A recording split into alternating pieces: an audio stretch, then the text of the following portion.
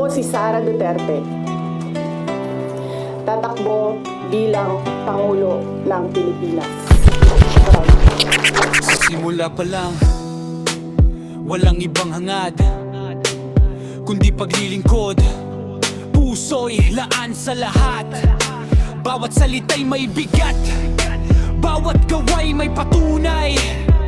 Hindi puro pangako, kundi aksyon ang ibinibigay. Mula sa sulok ng lansangan hanggang sa malalayong baryo, narating ng kanyang serbisyo bawat Pilipino. Infrastruktura'y umunlad, ekonomiya'y bumangon, trabaho'y dumami, kinabukasan may porma na ngayon. Siya ang boses ng pag-asa, sa dilim may liwanag.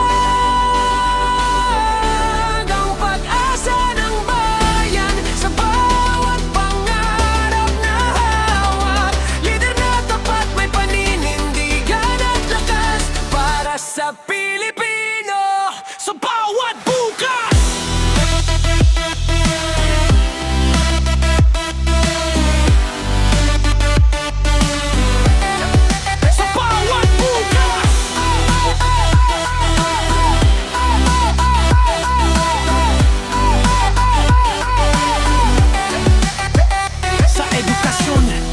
Nagbigay ng daan para sa kabataan, may kinabukasan, tangan palusugan ng marami. Kanyang inuna, abot kamay ang serbisyo, walang maiiwanan. Laban sa korupsyon, walang kinatatakutan, prinsipyo'y matibay, di kailanman nagpakumbaba. Kapayapaan ang minimitiba, kakaisa'y pangarap, sa kanyang pamumuno bayan natin umangat. Siya ang boses ng pag-asa, sa dilim may liwanag. Ang pag-asa ng bayan, sa bawat pangarap mahawak. Lider na tapat, may paninindigan at lakas para sa Pilipino. Ang kritisismo'y di ininda, tuloy lang sa laban para sa kapakanan ng mas nakararami.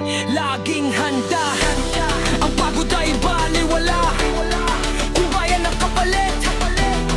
Ang kanyang legacy sa kasaysayan mananatili.